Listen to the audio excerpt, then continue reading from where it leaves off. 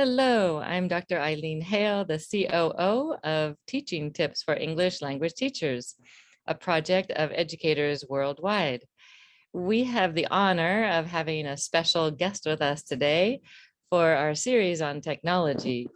Alia Atia is an English assistant at a university in Cairo, Egypt, and she has been following us with our TTELT talks and participating as a workshop participant. We're so excited to have her present today her presentation tips and technology with some new technology for all of us to learn from. Welcome, Alia. Such a pleasure to have you join us today. Thank you for your warm introduction, Aileen. It's great to see you and great to be around you today. Yes, thank you so much. We have nice warm weather in Florida, even in December. But yes, I can clearly see that. It's cold and wintry here. Yes. Well, tell us, Alia, how did you get in so proficient at technology and the tips that you're going to present for our listeners today? Can you give us a quick background of how you learned these skills for presentation tips that teachers might use in their classroom integrating technology? Sure. So basically, first of all, I'm the kind of person who loves presentations and public speaking. And that's what actually drew my attention to focusing more on how to contribute in both personal and collective growth when it comes to delivering presentations, because we do this every day. We deliver speeches, whether we know it or not, every day. And it does make an impact on the people we are addressing, but what matters most is how we do it.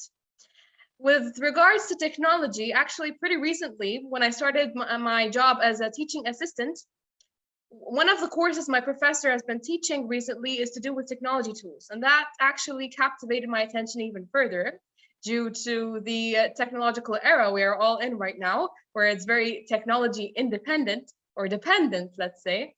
That's where I started to explore more and more technological tools. And then I started realizing my love towards two tools, which we're going to explore soon together, that helped serve my passion for delivering presentations and public speaking. And that's where I am today.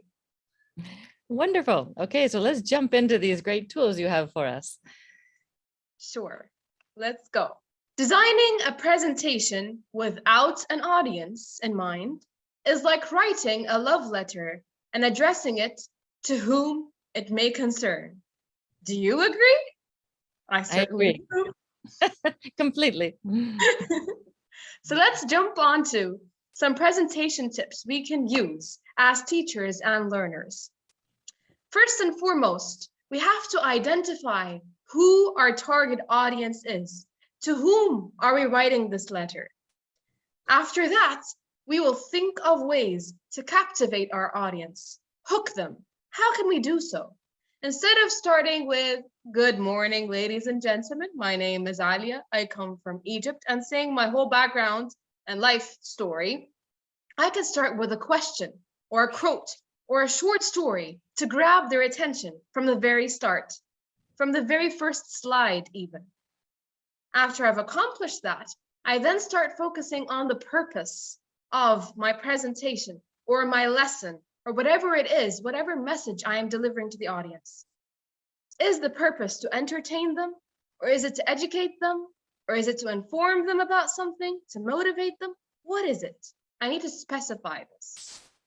And then, finally, after presenting and delivering my content to my target audience, I need to leave them with a strong note, something that they would remember for a pretty long time.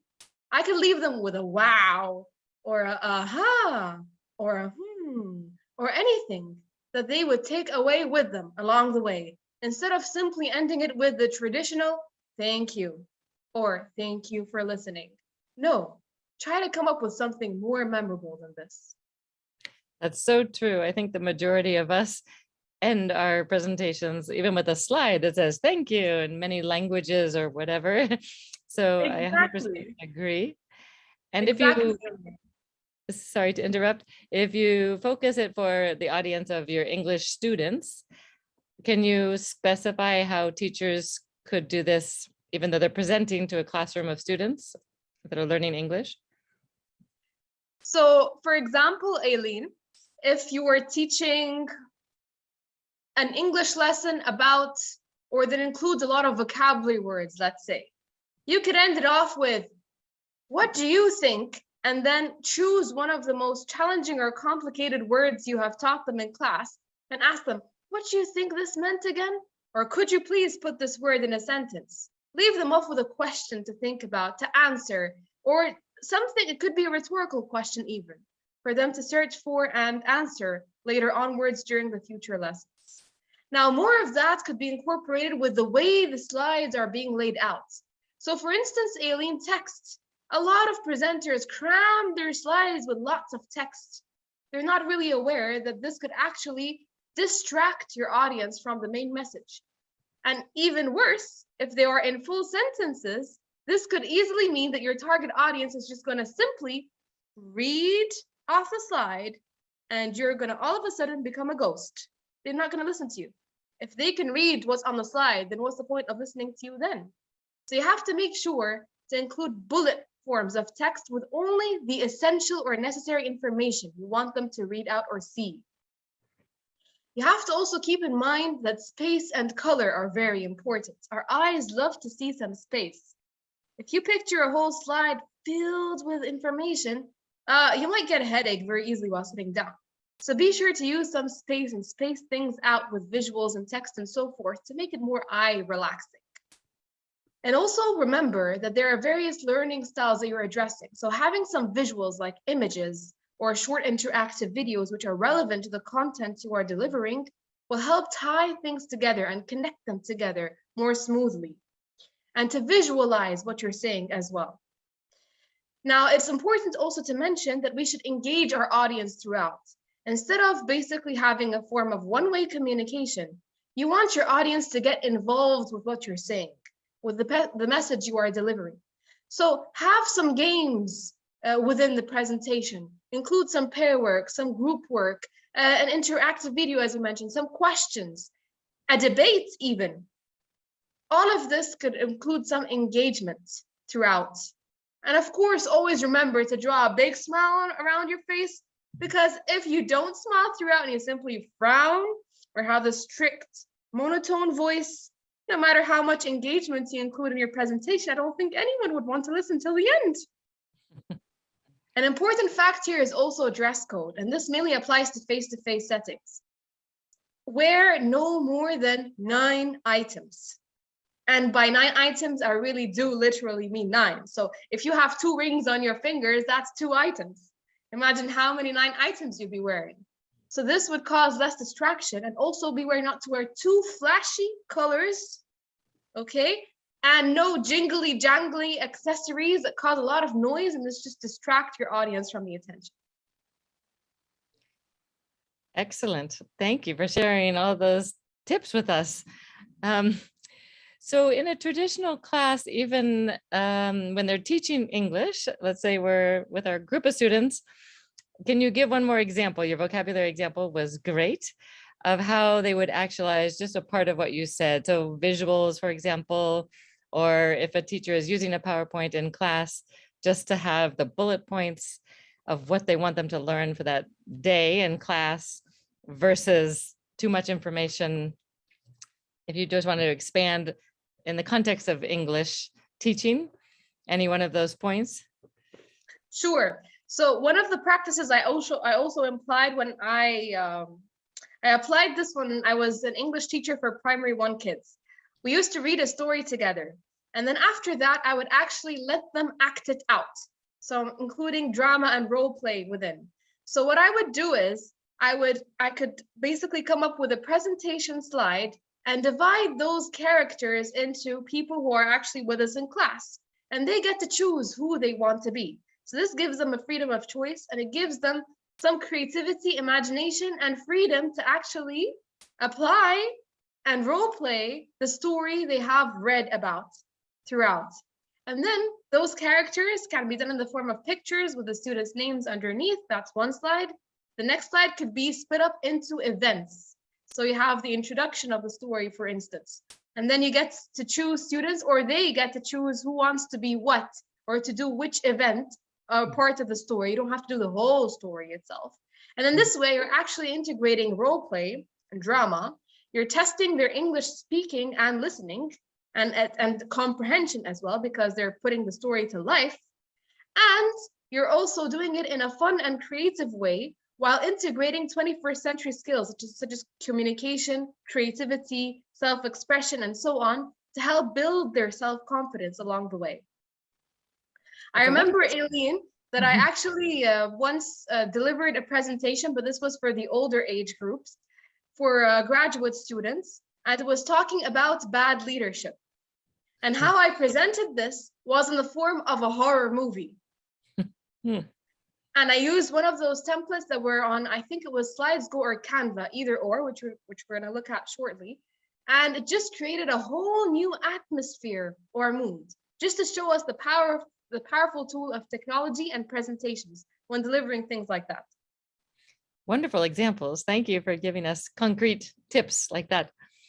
So would you like to share the specifics, a little more specifics of SlideGo or VoiceThread for our listeners?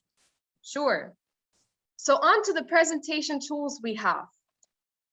There are several ones out there. I mean, you can try and explore them all if you wish. There's Prezi, SlidesGo, Google Slides, VoiceThread, Canva, Mentimeter. My favorite ones actually are SlidesGo and VoiceThread. Canva is also one of my favorites. I don't want to undermine that. But Canva and SlidesGo actually have similarities between them. They include templates that you can use for your PowerPoint presentations as well. They're downloadable, they're easy to use, very creative and colorful.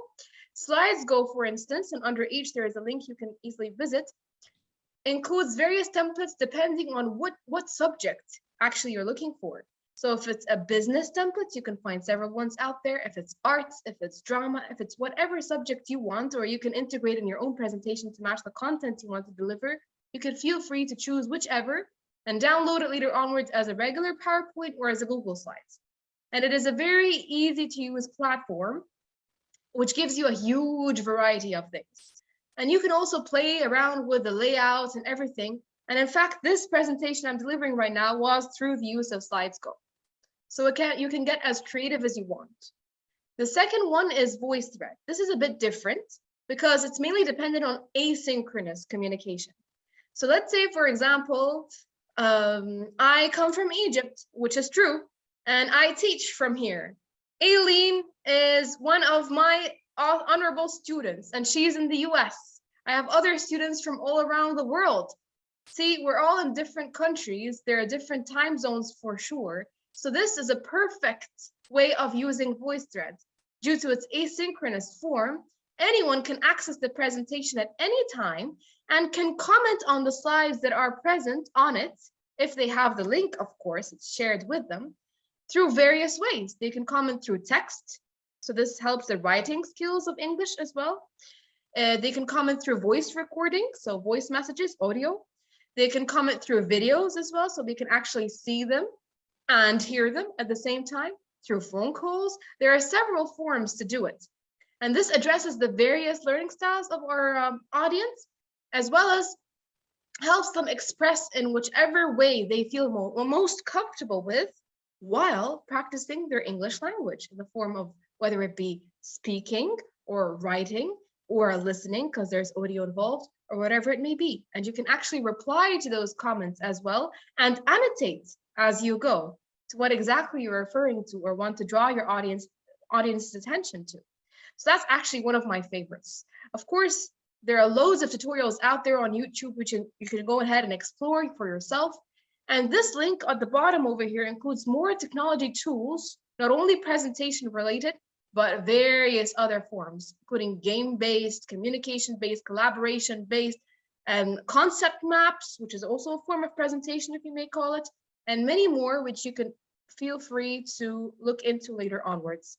It's wonderful I wanted to mention, if you don't mind sharing the links again, is slideshow.com and voicethread.com, correct? For our listeners out there. If they are not visualizing, they can just hear again, and we will put these in our show notes, as well as canva.com. These are really exciting tools, which I'm excited to explore as well. And thank you for showing those to us visually. So we have the image of how the slideshow can be incorporated, as well as being able to play with the voice thread. We will invite Alia back for a live workshop. So if you are excited about what she's presented today and want to learn more, we will be sharing upcoming time and date for her to share in depth with us, and so that our participants can actualize some of these technological tools for presenting to your English language students live. So stay tuned as Alia will join us. Any final words you'd like to share with us? We really appreciate your time today, Alia.